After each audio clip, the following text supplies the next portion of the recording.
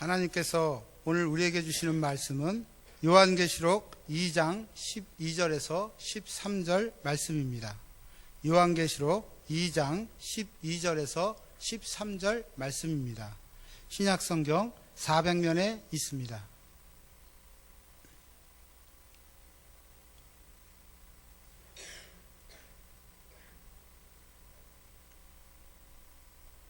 저와 여러분이 함께 봉독하시겠습니다.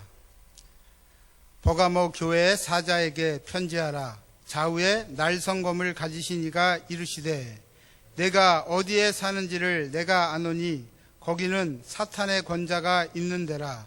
내가 내 이름을 굳게 잡아서 내 충성된 증인 안디바가 너희 가운데 곧 사탄이 사는 곳에서 죽임을 당할 때에도 나를 믿는 믿음을 저버리지 아니하셨도다.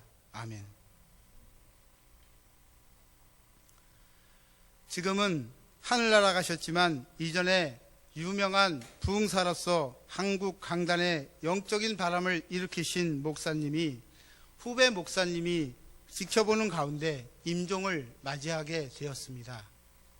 그때 한 후배 목사님이 이런 말씀을 했습니다. 목사님, 이제 천국 가시는데 가시기 전에 그동안 저희들에게 하지 못한 말이 있으면 마지막으로 해 주십시오.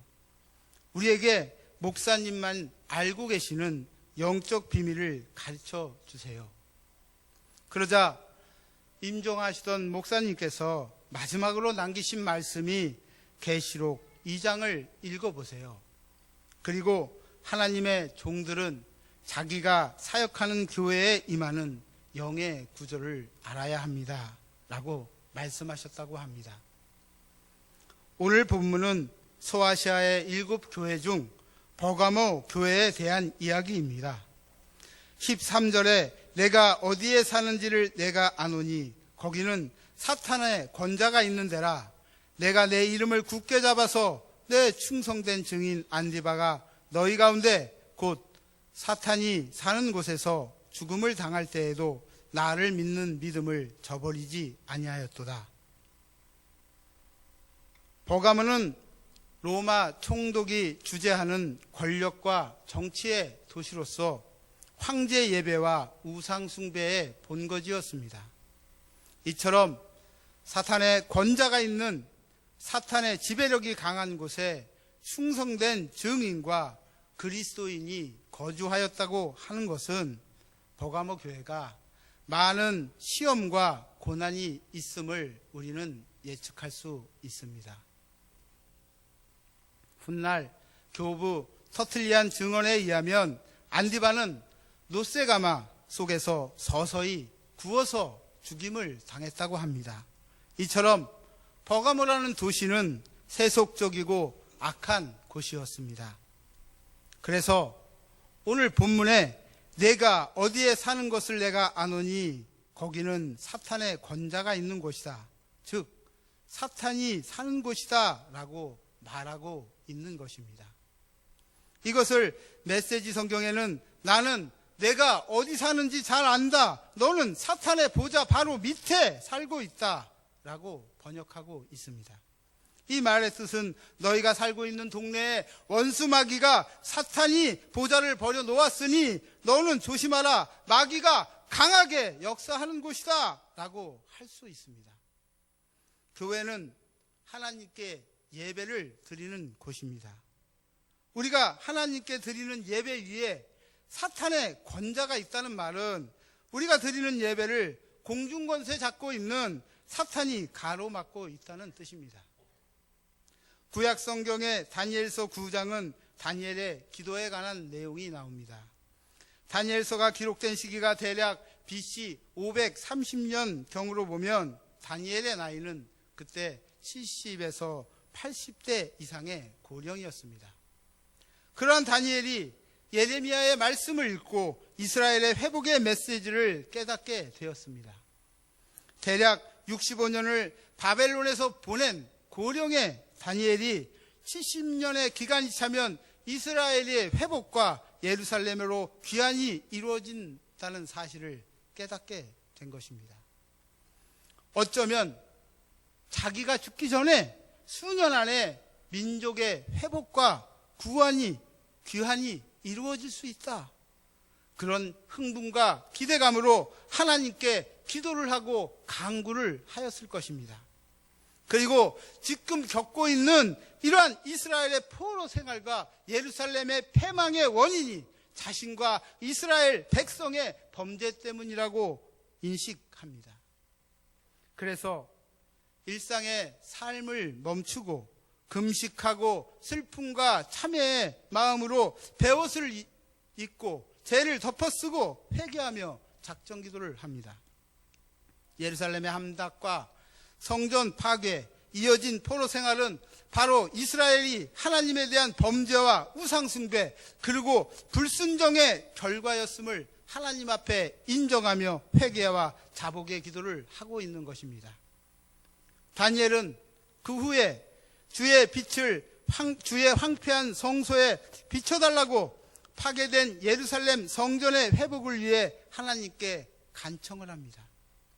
예루살렘 성전의 파괴는 이스라엘 전체의 몰락을 의미하기 때문입니다.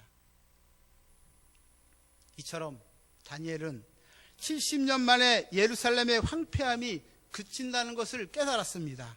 그리고 이스라엘의 포로 생활과 황폐함의 원인이 바로 나와 이스라엘의 죄악임을 자복하였습니다.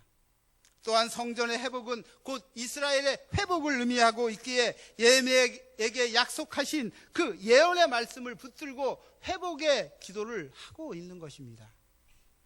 이러한 다니엘의 기도를 세1회 즉 21일이 되어서야 천사 가브리엘이 찾아와서 응답을 줍니다. 다니엘서 10장 12절에서 14절 말씀입니다. 그가 내게 이르되 다니엘아 두려워하지 말라. 내가 깨닫으려 하려 내 하나님 앞에 스스로 겸비하게 하기로 결심하였던 첫날부터 내 말이 응답받았으므로 내가 내 말로 말미암아 왔느니라. 그런데 바사 왕국의 군주가 21일 동안 나를 막았으므로 내가 거기 바사 왕국의 왕들과 함께 머물러 있더니 가장 높은 군주 중 하나인 미가엘이 와서 나를 도와주므로 이제 내가 마지막 날에 내 백성이 당할 일을 내게 깨닫게 하러 왔노라. 이는 이 환상이 오랜 후에 일임이라 하더라. 다시 말하면 하나님께서는 다니엘의 기도를 받으시고 천사 가브리엘을 통하여 그날 바로 응답을 해주셨는데 천사가 응답을 가지고 내려오다가 바사왕의 군주가 길을 막음으로 대처하는 기간이 21일이 걸렸다 때문에 다니엘의 기도가 그 응답이 지체되었다라는 뜻입니다. 오늘날도 우리가 기도를 하면 하나님은 바로 들으시고 응답을 해 주십니다. 그러나 하나님의 응답을 방해하는 사단의 세력이 있습니다. 그러므로 우리는 이것을 물리치고 응답을 체험할 수 있는 영적인 능력이 있어야 합니다.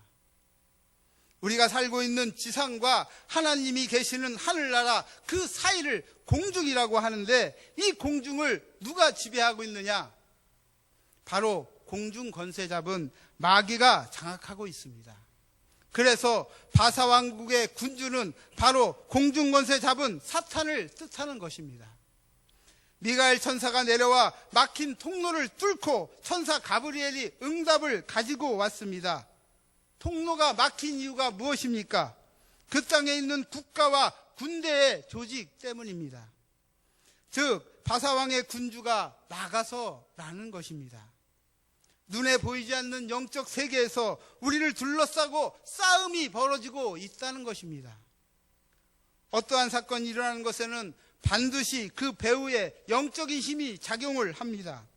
바사국도 두 개의 바사국이 있는데 하나는 이 땅에 있는 바사국이고 하나는 뒤에서 미는 영적인 세계의 바사국입니다.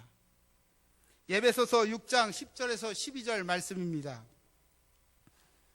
끝으로 너희가 주 안에서와 그 힘의 능력으로 강건하여지고 마귀의 관계를 능히 대적하기 위하여 하나님의 전신갑주를 입으라. 우리의 씨름은 혈과 육을 상대하는 것이 아니요 통치자들과 권세들과 이 어둠의 세상 주관자들과 하늘에 있는 악의 영들을 상대함이라. 사도 바울은 이것을 하나의 조직으로 보고 가장 위에 있는 악의 영만 무너뜨리면 밑에 있는 것들은 자동으로 무너진다라고 본 것입니다. 즉 정사와 권세와 이 어둠의 세상 주관자들은 로마 정부로 보고 그리고 그것을 통치하는 하늘에 있는 악한 영들까지 한 조직으로 본다는 것입니다. 그럴 때 하늘에 있는 악한 영들만 무너뜨리면 아래에 있는 것들은 자동적으로 해결이 된다라고 하는 것입니다. 제 손은 실체입니다. 이 실체인 손이 움직이면 뒤에 있는 그림자는 자동적으로 움직이게 돼 있고 변화되게 되어 있습니다. 그림자는 우리 가운데 늘 일어나는 현상이지만 이것은 실체에 있는 손의 움직임에 따라서 움직여집니다. 근데도 우리는 어리석게도 나타나는 현상인 그림자만 바꾸려고 애쓰고 힘을 씁니다. 하지만 그것은 헛된 수고입니다. 그림자의 실체는 실체인 이 손을 바꿔야 하는 것입니다. 다시 말해서 실체인 손이 곧 영의 세계요, 그림자는 이 땅에 우리의 삶을 이야기합니다. 이 땅의 삶의 실체는 이 바로 영의 세계에 달려있는 것입니다. 교회가 부흥이 되기 위해서는 가로막고 있는 어둠의 영과 싸워 이겨야 합니다. 하나님의 나라는 말에 있지 않고 능력에 있다고 했습니다.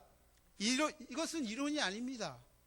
그래서 우리는 기도를 많이 해야 하는 것입니다. 그래서 우리는 우리의 배후에 미는 그 영적인 힘을 길러야 하는 것입니다. 우리 광주 농산교회의 부흥은 저와 여러분의 기도에 달려 있습니다. 영적 세계가 실체이고 그림자는 이 땅에 있는 것입니다. 이해가 되십니까? 교회가 성장하려면 교회를 미는 영적인 힘이 강해져야 합니다. 인간의 방법, 세상의 방법으로 한 것은 다 흩어지고 맙니다. 모든 것은 실체인 하나님이 영이 강하게 임하고 밀어주셔야 한다는 것을 여러분은 꼭 명심해야 합니다. 이처럼 우리가 섬기는 교회는 물론 살고 있는 지역마다 영적인 위치, 영적인 구조가 다 다릅니다. 교회라고 해서 다 같은 교회가 아닙니다. 지역도 지역마다 영적인 구조와 영적인 위치가 다 다르다는 것입니다. 사탄이 강하게 자리 잡고 있는 지역은 기도를 더 많이 해야 하고 악한 영과의 싸움에서 그래야지 승리할 수가 있는 것입니다. 마태복음 8장 23절에서 34절의 내용은 이렇습니다. 예수님은 많은 병자를 고치시고 그 제자들과 함께 배를 타고 거라사 지방으로 가십니다. 예수님께서는 무척 피곤하셔서 배에서 주무시고 계시는데 바다에 큰 풍랑이 일어나 배가 물에 잠기려고 합니다. 이때 제자들이 급히 예수님을 깨웁니다. 주여 우리를 구원하소서, 우리가 죽겠나이다. 그러자 예수님께서 일어나 바람과 바다를 꾸짖자 파도가 잔잔해집니다. 그 후에 가다라 지방으로 가서 귀신 들린 자 둘을 만납니다. 예수님이 지나가자 귀신 들린 자들이 소리를 칩니다. 하나님의 아들이여, 우리가 당신과 무슨 상관이 있나이까? 때가 이르기 전에 우리를 괴롭게 하려고 오셨나이까? 하고 소리를 지릅니다. 그래서 예수님은 그 귀신들을 돼지떼에 들여보내서 돼지떼가 물에서 몰사하게 합니다. 이 두 가지 이야기, 즉 풍랑을 잠잠케 하신 예수님의 이야기와 돼지떼가 관련된 이야기가 연달아 나오는 것은 중요한 뜻이 있습니다. 다시 말하면 예수님과 제자들이 가다라 지방으로 가는데 예수님이 오지 못하도록 사단이 바람과 풍랑을 일으켜 방해를 합니다. 예수님은 인격체에 대해 말하듯이 바람과 파도를 꾸짖으시는 것입니다. 이것은 예수님이 가다라 지방에 오면 무슨 일이 일어날 줄 사단이 미리 알고 있었기 때문입니다. 그런다고 주님이 못 가실 일도 없겠지만 말입니다. 하지만 가다라에 있는 군대 귀신이 미리 알고 바다를 바람으로 흔든 것입니다. 우리도 악한 영을 꾸짖고 바다를 잠잠하게 하신 예수님처럼 우리도 명령해야 합니다. 꾸짖어야 합니다. 우리 광주 동산교회의 부흥을 맡고 있는 악한 영들은 물러가라. 사도행전 27장에 바울이 로마로 압송되는 장면이 나옵니다. 바울이 로마로 가면 무슨 일이 일어날 줄 사탄은 잘 알고 있었습니다. 그러므로 유라굴라라는 광풍으로 방해를 합니다. 하지만 광풍을 이겨내고 사도 바울은 로마로 가게 됩니다. 바울이 로마에 감으로 인하여 실크로드를 타고 동양으로 복음이 전해졌고 서쪽으로 유럽까지 복음이 확산되었습니다. 여러분, 주님은 우리를 도와주시는 분입니다. 복음을 위해서라면 그 어떤 것도 두려울 것이 없습니다. 하지만 주님은 우리에게 말씀을 하고 계십니다. 마가복음 9장 14절입니다. 이르시되 기도 외에 다른 것으로는 이런 종류가 나갈 수 없느니라 하시니라. 아멘. 이처럼 강주 동산교회의 부흥과 능력은 우리의 기도에 달려 있습니다. 예전에 어느 책에서 읽은 말씀입니다. 미국 어느 교회의 전도팀은 다른 지역에서 복음을 전하기 위해서는 먼저 그곳의 영의 상태와 구조를 보고 덮고 있는 흑암의 세력이 있으면 전도하기 전에 며칠이고 어둠의 세력을 물리치기 위한 기도를 한 후 전도를 한다고 합니다. 사무엘상 19장 18절에서 24절 말씀입니다. 구약성경 441면에 있습니다. 같이 읽겠습니다. 사무엘상 19장 18절에서 24절 말씀입니다. 시작. 다윗이 도피하여 라마로 가서 사무엘에게로 나아가서 사울이 자기에게 행한 일을 다 전하였고 다윗과 사무엘이 나요스로 가서 살았더라. 어떤 사람이 사울에게 전하여 이르되 다윗이 라마 나요스에 있더이다 하매 사울이 다윗을 잡으러 전령들을 보냈더니 그들이 선지자 무리가 예언하는 것과 사무엘이 그들의 수령으로 선 것을 볼 때에 하나님의 영이 사울의 전령들에게 임하매 그들도 예언을 한지라. 어떤 사람이 그것을 사울에게 알림해 사울이 다른 전령들을 보냈더니 그들도 예언을 했으므로 사울이 세 번째 다시 전령들을 보냈더니 그들도 예언을 한지라.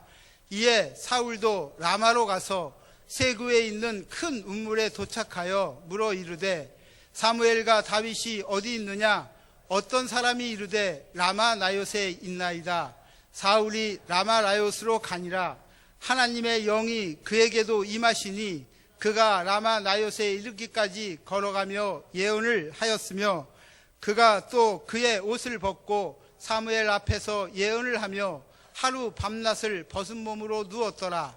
그러므로 속담에 이르기를 사울도 선지자 중에 있느냐 하니라. 다윗이 도피 생활을 시작하게 된 것은 블레셋의 거인 골리앗을 물맷돌로 죽인 후 수개월이 지나지 않은 때입니다. 다윗이 헤브론에서 유다 지파의 왕으로 등극할 때까지 10여 년이란 세월 동안 다윗의 도피 생활은 계속되었습니다. 다윗이 백성들로부터 대중적인 인기를 얻자 사울의 시기와 질투심이 극에 달했고 또 다윗은 4번이나 죽을 고비를 넘기는 그런 위기의 장면들이 나옵니다. 사무엘상 18장에는 단지 사울에게 임한 악신으로 인한 지극히 충동적인 것인 반면에 19장에는 사울이 치밀한 계획 아래 다윗을 죽이기로 진행된 극도의 냉혹한 음모 그 자체였습니다.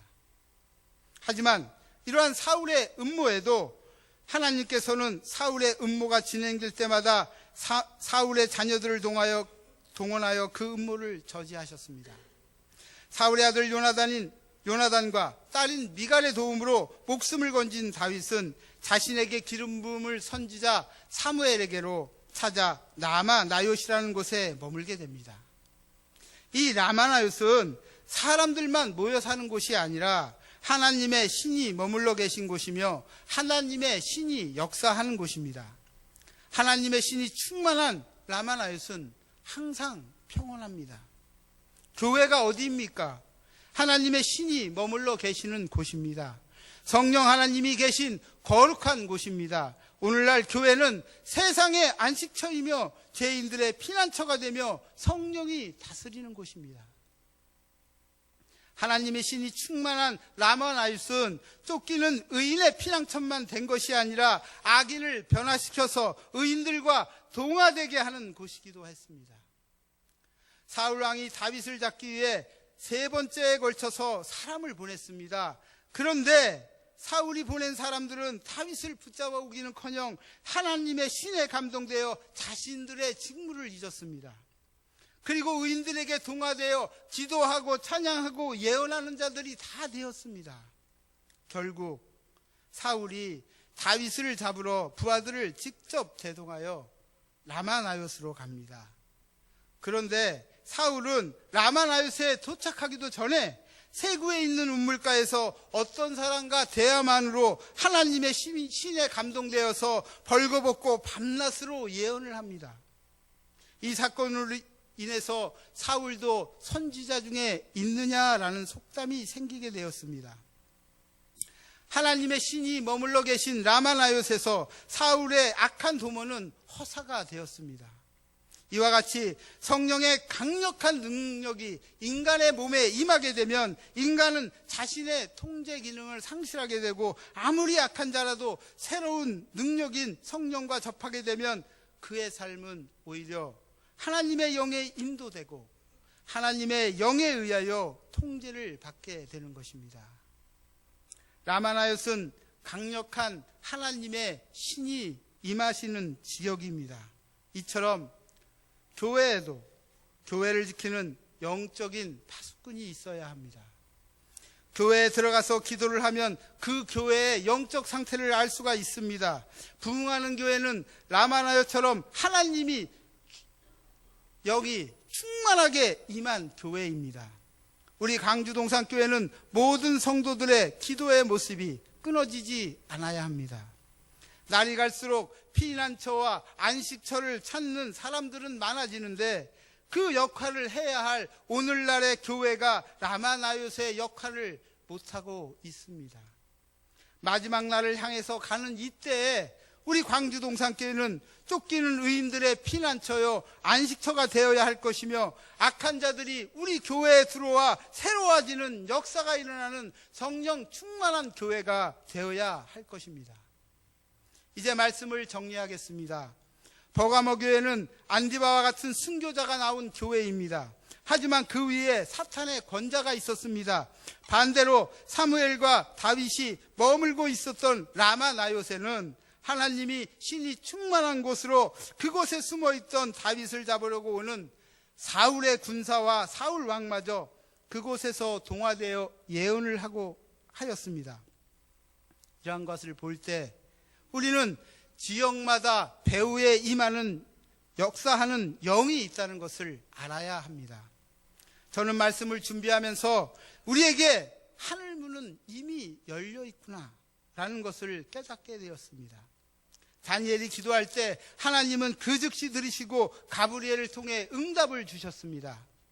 하지만 하나님과 다니엘 사이에 막고 있는 사단으로 인하여 응답이 늦어졌다는 것입니다. 하나님은 우리에게 좋은 것으로만 주십니다. 우리가 힘들고 어려움 당하는 것을 원치 않으십니다. 그런데 왜 우리의 가정이 힘이 들어야 합니까? 우리의 교회가 어렵고 교회의 부흥이 더뎌야 하는 것입니까?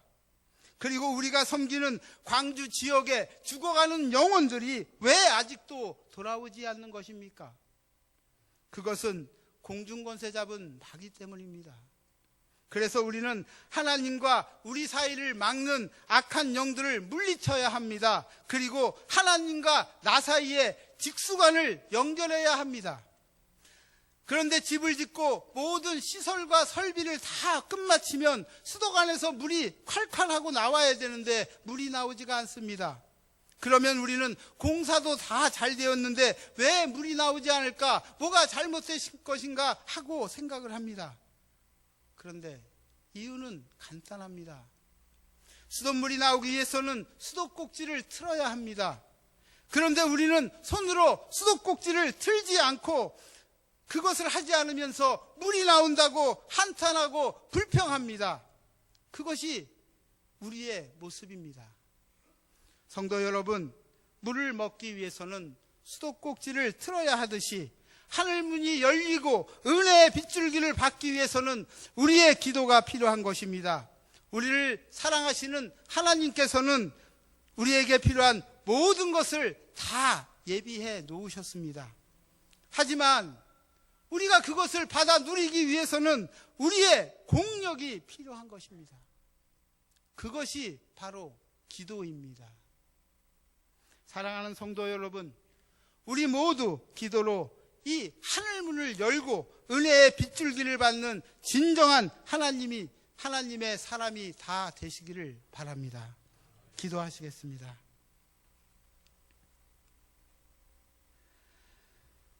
고마우신 하나님, 우리의 가정이, 우리의 광주동산 교회가, 그리고 섬기는 광주 지역이 하나님의 거룩한 영으로 충만하기를 원합니다. 가정의 어둠은 물러가게 하시고 교회의 부흥을 맡고 있는 모든 것들은 다 떠나가게 하시어 각자가 가정을 잘 섬기고 교회를 섬기며 우리 교회가 광주 지역의 빛과 소금이 되어 지역을 잘 섬기고 한국교회를 섬기며 세계 곳곳으로 나가 계신 성도사님도 잘 섬기게 하시고 기도로 하늘문을 열고 은혜의 빗줄기를 받는 진정한 하나님의 사람들이 다 되게 하옵소서. 고마우신 우리 주 예수 그리스도의 이름 받들어 기도하옵나이다.